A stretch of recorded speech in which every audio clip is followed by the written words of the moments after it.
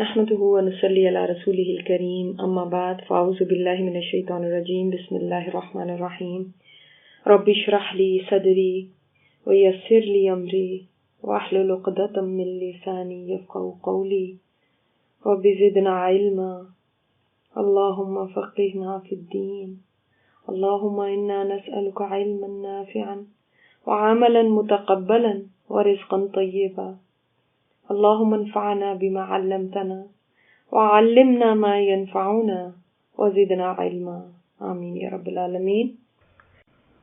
الم نجعل الارض کفاتا، پھر اور نشانیاں اللہ تعالیٰ نے بتائیں۔ اب یہ دیکھو، زمین کو ہی دیکھ لو، ہم نے بنایا اس کو، وہ سمیٹنے والی ہے۔ سمیٹتی کیسے ہے؟ جو چیز بھی یہاں پہ ہے نا، دیکھیں اس کے اوپر جم کے رہ رہی ہے، اڑتی پھر نہیں رہی، گرتی پھر نہیں رہی۔ اس نے گریوٹی سے پل کیا ہوا نا، ہر چیز کو ساتھ چپکی بھی ہے اس کے۔ زمین میں جو چیز بھی ہے، اب جو انسان چلیں، پہاڑ چلیں، جو بھی چلیں، یہیں پہ ہے نا، تو یہ جمع کرنے والی، خاص طور پہ انسانوں کے لیے کہا گیا ہم نے اس زمین کو بنایا سمیٹنے والی۔ تمہیں سمیٹ کے اس نے رکھا ہوا ہے جیسے ماں سمیٹ کے رکھتی ہے۔ احیاء و امواتا، تمہارے زندوں کے لیے بھی مردوں کے لیے بھی۔ دیکھیں زندوں کو بھی یہی پال رہی ہے نا، خوراک آپ اسی سے لیتے ہیں، رہتے آپ اسی کے اوپر ہیں، کام کاج آپ کا اسی پہ ہے، روزگار آپ کا اسی پہ ہے، گھر آپ اسی پہ تعمیر کرتے ہیں، سب کچھ آپ کا رہنا سہنا کھانا پینا سونا جاگنا خوشی غمی سب اسی زمین کے اوپر ہے۔ کسی اور پلانٹ پہ تو نہیں نہ جاتا کوئی کچھ اور لینے کے لیے، سب اللہ تعالیٰ نے تمہاری ضرورتوں کو اس میں رکھ دیا۔ اور تمہارے مردوں کو بھی دیکھو یہی سمیٹتی ہے، پناہ دیتی ہے اپنے اندر۔ سوچیں اگر یہ ہمارے مردوں کو اپنے اندر نہ سمیٹتی تو اس زمین کے اوپر بدبو اور تعفن سے جینا مشکل ہو جاتا، ہر طرف لاشوں کے ڈھیر لگے ہوئے نظر آتے۔ ہم ابھی تو قبرستانوں کے پاس سے گزرتے ہیں تو مردے تو زمین کے اندر دفن ہیں، پھر بھی قریب سے گزرتے ہیں تو ہم پریشان ہو جاتے ہیں قبرستان دیکھ کے، ایک پسمردگی سی چھا جاتی ہے، غمگین ہو جاتے ہیں۔ تو یہی مردے اگر اوپر پڑے ہوتے تو ہمارا کیا حال ہوتا۔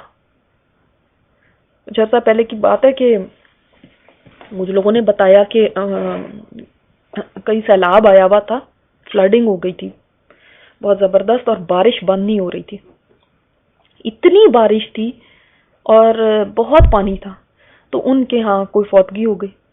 تو انہوں نے کہا کہ 2 دن گزر گئے کہ ہم نے ان کو باڈی کو گھر پہ رکھا تھا کیونکہ دفنا ہی نہیں سکتے تھے، ہر طرف پانی ہی پانی تھا اور بارش ہوئے چلی جا رہی تھی۔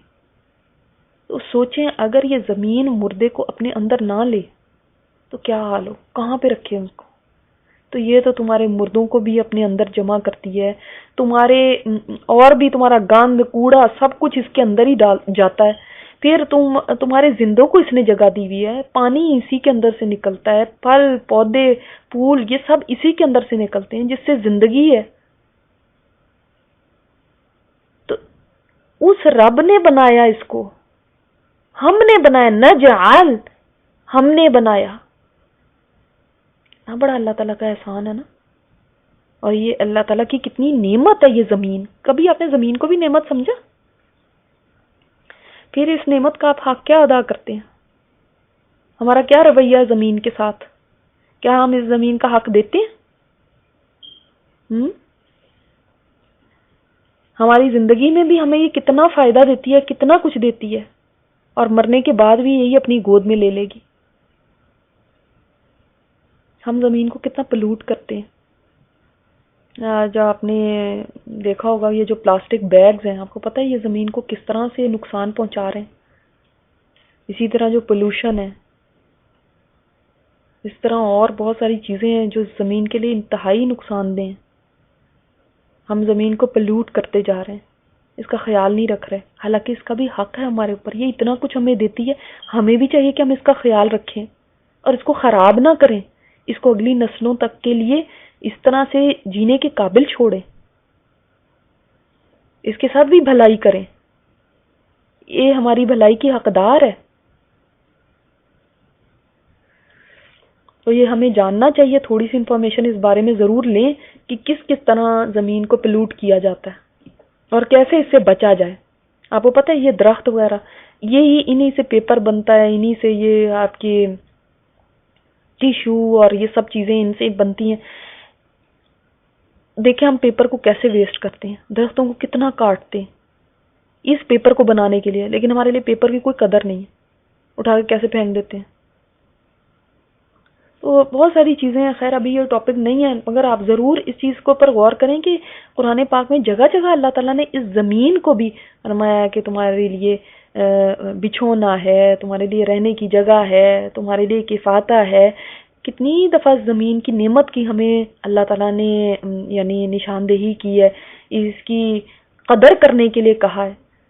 اتنی بڑی نعمت اللہ تعالیٰ نے ہمیں دی ہے، یہ ہمارا گھر ہے، یہ پلینٹ ارتھ ہمارا گھر ہے. اس کے علاوہ انسان کسی اور کرے پہ نہیں رہ سکتا.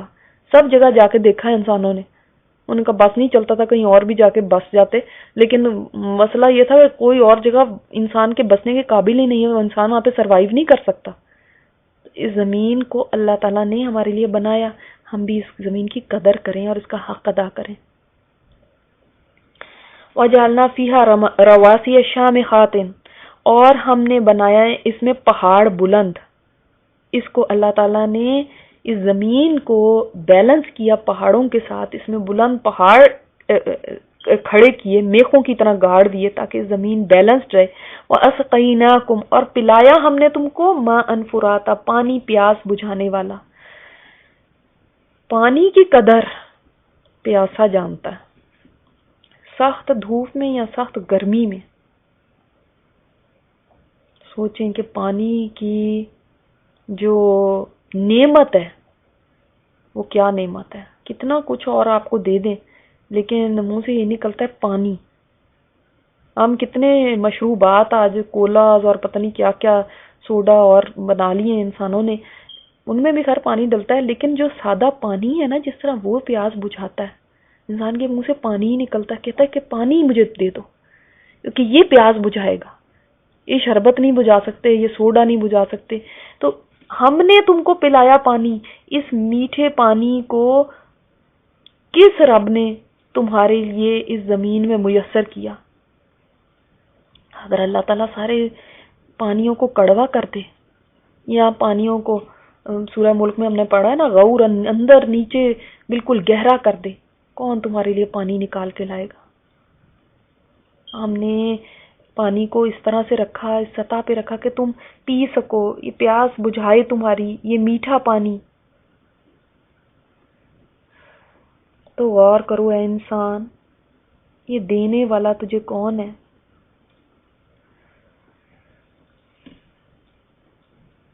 وَيْلٌ يَوْمَئِذٍ لِّلْمُكَذِّبِينَ، پھر بھی تم اس کو جھٹلاتے ہو. ہلاکت ہے اس دن جھٹلانے والوں کے لیے. اس دن کس دن؟ قیامت والے دن. آج تو چھٹی ملی ہوئی ہے، جھٹلاتے رہو، باتیں کرو، بڑے بڑھ کے بولو. تم سوچتے ہو ہم اسی طرح بولتے رہیں گے؟ کوئی نہیں، کسی نے ہمیں پوچھنا. وہ دن آئے گا، اس دن پھر ویل ہوگا، ویل، وہ وادی ہوگی، تباہی ہوگی. دیکھنا کیسے جو جھٹلاتے ہیں ان کے لیے. لوگ زمین کو بھی دیکھتے ہیں سمیٹنے والی، لوگ پہاڑوں کو بھی دیکھتے ہیں کہ اونچے بلند کھڑے ہوئے ہیں، لوگ پانی بھی پیتے ہیں. پانی کون نہیں پیتا؟ پانی پیتے ہیں، اس سے ان کی پیاس بھی بجھتی ہے. کیا کچھ دیکھتے ہیں، کیا کیا نہیں دیکھتے. نہیں دیکھتے تو رب کو نہیں دیکھتے جس کی ذات کار فرمائے سب نظام کے پیچھے. اس غیب نے چھپی ہوئی ہستی کو نہیں دیکھتے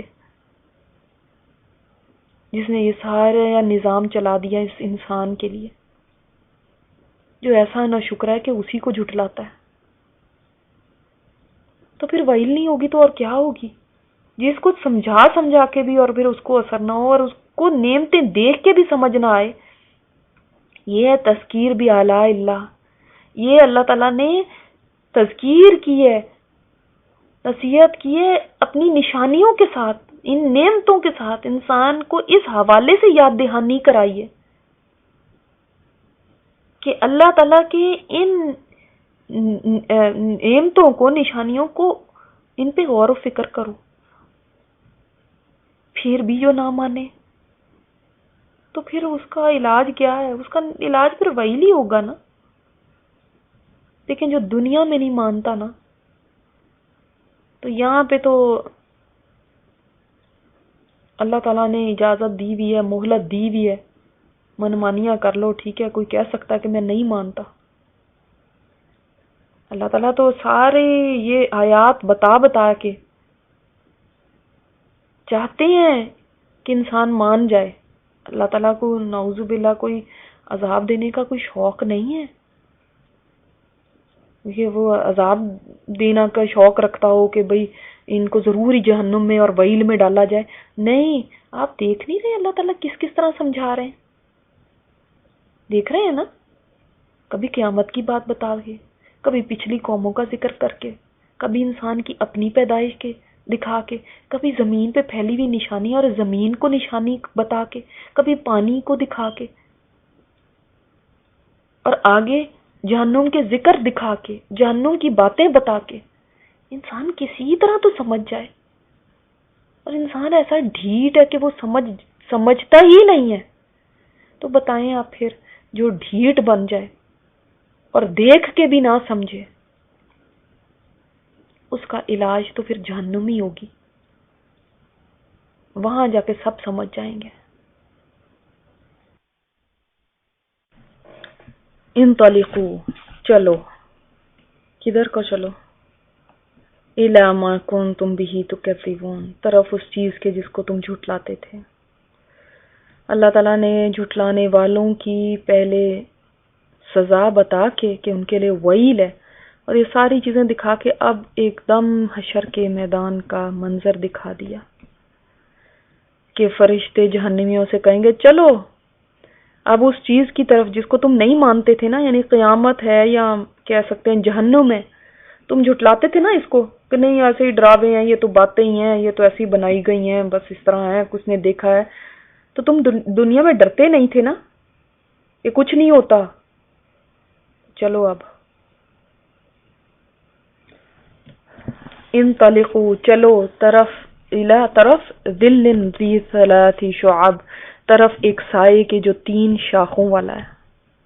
یہ 3 شاخوں والا کا کیا مراد ہے؟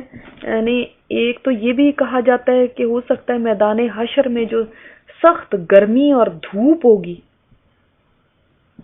اس طرف ہو سکتا ہے کہ اشارہ ہو کہ وہاں کی جو سخت گرمی ہے، دھوپ ہے، اس کی طرف چلو. اس میں یہ یعنی 3 شاخوں والا سایہ نظر آ رہا ہے، یا جہنم سائے کی طرح نظر آ رہی ہوگی، اس کی 3 شاخیں نظر آ رہی ہوگی، اور یہ لپکیں گے، تیز تیز چلیں گے اس طرف. لیکن وہ نہیں ہے نا جو سایہ لا دلیل ولا یغنی من اللہب، نہ سایہ دینے والا ہے، نہ کام آئے گا آگ کی لپٹ سے. ایسے لگے گا سایہ ہے لیکن وہ سایہ نہیں ہے، وہ شیڈ نہیں دے گا، اور نہ ہی آگ سے کام آئے گا. یعنی ایک تو یہ ہو سکتا ہے کہ میدان حشر میں دیکھ کے اس طرف کو جائیں گے، باقی تو جہنم بھی ہو سکتی ہے کہ اس کی طرف چل رہے ہیں اور دیکھ رہے ہیں. تو سامنے ان کے وہ بڑا سا دھواں ہوگا. اور وہ پتہ ہے نا جب شدید گرمی ہوتی ہے تو ہر انسان چاہتا ہے کہ کوئی پرسکون سا سایہ مل جائے جس کے نیچے بھاگ کے کھڑا ہو جاؤ. اور اللہ تعالیٰ نے ان کے لیے کیسا سایہ بتایا ہے؟ 3 شاخوں والا. اس کا ایک مطلب یہ ہے، ایک مراد اس سے یہ لی گئی ہے جیسے سورہ زمر میں ہم پڑھ چکے ہیں لہم من فوقہم ظلل من النار ومن تحتہم ظلل ذالک یخوف اللہ بہ عبادہ یا عبادی فتقونی. ان کے لیے ان کے اوپر بھی آگ کے سائبان ہیں اور ان کے نیچے بھی آگ کے سائے ہوں گے. یہی عذاب ہے جس سے اللہ تعالیٰ اپنے بندوں کو ڈرا رہا ہے. یا عبادی ہے میرے بندوں فتقونی، بس مجھ سے ڈر جاؤ، تقوی اختیار کرو. اور سورہ العنکبوت میں بھی تھا یوم یغشاہم العذاب من فوقہم ومن تحت ارجلہم، جس دن ان کے عذاب ان کو اوپر سے بھی ڈھانپ لے گا، ان کے پیروں کے نیچے سے بھی. یعنی پھر اس سے مطلب یہ لیا گیا کہ ان کے اوپر بھی آگ ہوگی، ان کے نیچے بھی آگ ہوگی، ان کے آگے پیچھے سب طرف آگ ہی آگ ہوگی، ہر طرف سے آگ نے ان کو گھیرا ہوگا. اور 3 شاخوں سے مراد قتادہ ایک مفسر ہیں، انہوں نے مراد یہ لی ہے 3 سائیڈ سے. سورہ الکہف میں بھی ہے نا، انا اعتدنا للظالمین نارا احاط بہم سرادقها، بے شک ہم نے ظالموں کے لیے آگ تیار کر کی جس کی کناتیں ان کو گھیر لیں گی. تو آگ کی کناتوں سے مراد دھواں ہے. پھر دھوئیں کی ایک شاخ ان کی رائٹ طرف ہوگی، ایک لیفٹ طرف ہوگی اور ایک سر پہ ہوگی. اور بعض علماء نے یہ فرمایا کہ دھوئیں کی 3 شاخوں سے مراد یہ کہ وہ دھواں اتنا بڑا ہوگا، چونکہ اتنا بڑا ہوگا اس لیے وہ 3 شاخوں میں تقسیم ہو جائے گا. باہر وہ کیسا بھی ہوگا، جہنم سے جو دھواں نکلے گا وہ اوپر اٹھ کے نا 3 شاخوں میں تقسیم ہو جائے گا. اور کوئی بھی چیز سایہ تب دیتی ہے جب وہ اس کی شاخیں ملی بھی ہوتی ہیں. دیکھا نا درختوں کی بھی جب برانچز ساتھ ملی ہوتی ہیں تو سایہ ہوتا ہے نا. تو اس کی تو 3 شاخیں ہو گئی. اور ویسے بھی یہ نہ بھی ہو تو یہ سایہ کیسا ہے کہ جب دوزخ سے گرمی اٹھے گی تو گرمی کی حدت سے، اس کی وجہ سے جو ویپرز ہوں گے، بخارات ہوں گے جہنم سے جو اٹھیں گے، وہ جہنمیوں پر اس طرح سے سایہ کریں گے، یعنی ایسا دھواں سا بنیں گے. لیکن وہ دھوئیں کا سایہ کوئی نہیں ہوگا، اس کا شیڈ کوئی نہیں ہوگا، اور نہ ہی وہ آگ سے کوئی کام آئے گا. ایسا نہیں ہے کہ جسے جا کے آگ سے بچنے کے لیے یا سورج اتنا قریب ہے تو اس سے بچنے کے لیے سائے میں جا کے کھڑے ہو جائیں اور تھوڑی دیر کے لیے سکون لے لیں. ایسا نہیں ہوگا. یا جیسا مومنین کے لیے آپ کو پتا ہے نا حشر کے میدان میں سایہ ہوگا اللہ تعالیٰ کے عرش کا، ان کے لیے شیڈ بنے گا. تو ان کے لیے یہ ایسا نہیں ہوگا. تو یا تو حشر کے میدان میں ہو سکتا ہے یا یہ سایہ جہنم میں ہوگا، یعنی جہنم کی گرمی سے ٹھنڈک کا سایہ یہ سمجھیں گے کہ یہ پتہ نہیں سایہ ہے، تو وہ نہیں ہے. جیسے سورہ الواقعہ میں ہم پڑھ چکے نا، فی سموم و حمیم وظل من یحموم لا بارد ولا کریم. دوست کی گرم ہوا اور گرم پانی میں ہوں گے اور سیاہ دھوئیں کے سائے میں ہوں گے. نہ سایہ ٹھنڈا ہے نہ فرحت بخش ہے.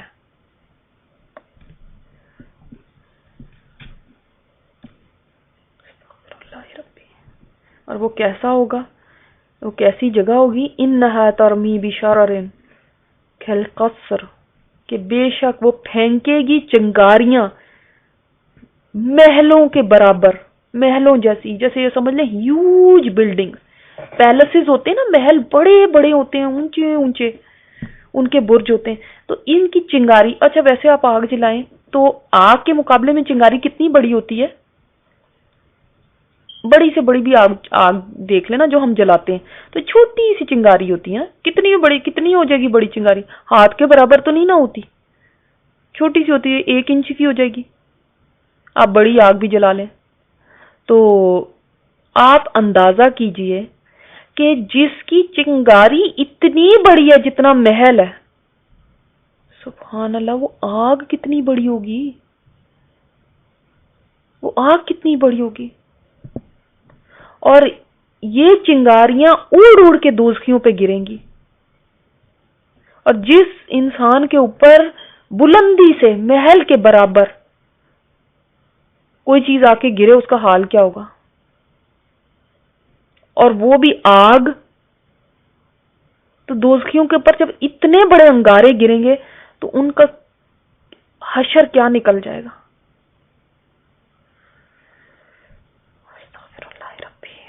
اللہ ربی، اللہم اجرنا من النار، اللہم اجرنا من النار، اللہم اجرنا من النار. اللہ رحم فرما، اللہ ہم پر رحم فرما. کأنہ جمالۃ صفر، گویا کہ وہ اونٹ ہیں زرد رنگ کے. اور چنگاریوں کو اللہ تعالیٰ نے تشبیہ اونٹوں سے بھی دی ہے.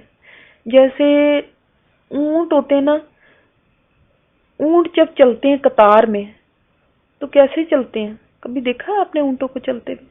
ہچکولے کھا رہے ہوتے ہیں نا، اوپر نیچے ہو رہے ہوتے ہیں، ان کی کوہان ہوتی ہے، پھر وہ اوپر نیچے ایسے چل رہے ہوتے ہیں. تو جہنم سے جو چنگاریاں اچھل اچھل کے نیچے جا رہی ہوں گی وہ ایسے لگیں گی جیسے زرد رنگ کے اونٹوں کی قطار لگی ہوئی ہے. یعنی یہ نہیں ہے کہ کوئی ایک چنگاری اٹھی پھر کچھ دیر کے بعد دوسری اٹھی، جیسے ہماری آگ جلاتے ہیں ہم تو ہوتی مسلسل جیسے ایک اونٹوں کی قطار میں ایک کے پیچھے ایک کے پیچھے اتنی بڑی بڑی ہوں گی جیسے اونٹ ہے. اور یہ بھی کہا جاتا ہے کہ وہ جو چنگاری اٹھیں گی اوپر کو جائیں گی تو اوپر اڑنے کے بعد ان کا سائز ایسے ہوگا جیسے ایک بڑا محل ہے، اور پھر وہ پارٹس میں چھوٹے ٹکڑوں میں یعنی تقسیم ہو جائیں گے، اور وہ ٹکڑے زرد اونٹوں کے برابر ہوں گے۔ اب ایک انسان کھڑا ہو تو اونٹ ہی کتنا بڑا ہے، وہ جو اتنی بڑی چنگاری اس کے اوپر آگے گرے گی۔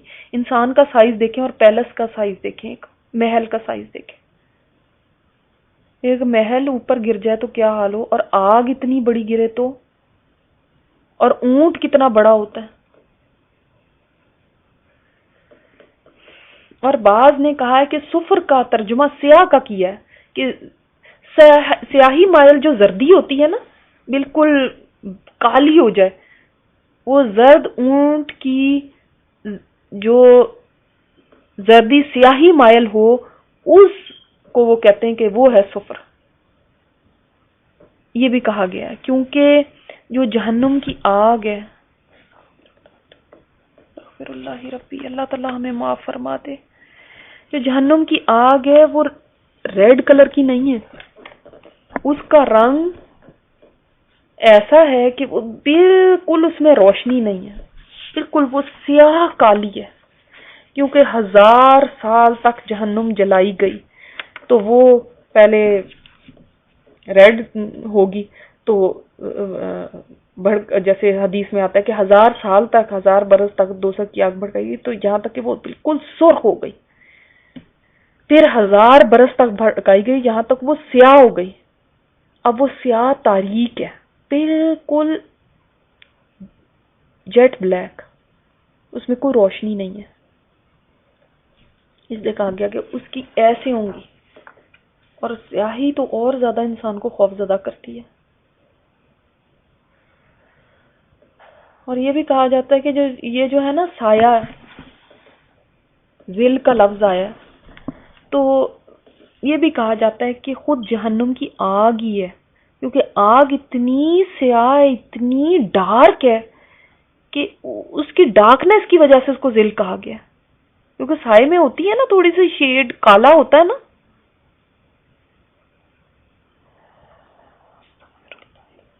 تو وہ ایسی ہوگی۔ تو یہ نہ سمجھو کہ وہ عرش کے سائے کی طرح، یا جیسے جنتیوں کو سایہ مل رہا ہوگا اس کی طرح کوئی آرام دہ ہو، وہ تو نہ ان شعلوں کو دور کرے گی، جہنم کے شعلوں سے بچائے گی، اور نہ ہی کوئی سایہ دے گی۔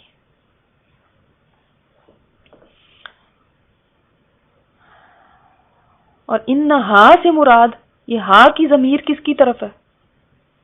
یہ سائے کی طرف، ذل، کہ یہ ذل جو ہے نا یہ پھینکے گی، یعنی یہ جہنم کی آگ مراد ہے،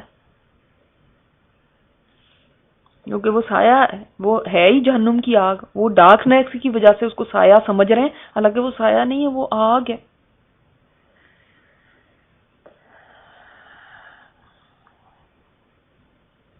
وَيْلٌ يَوْمَئِذٍ لِّلْمُكَذِّبِينَ،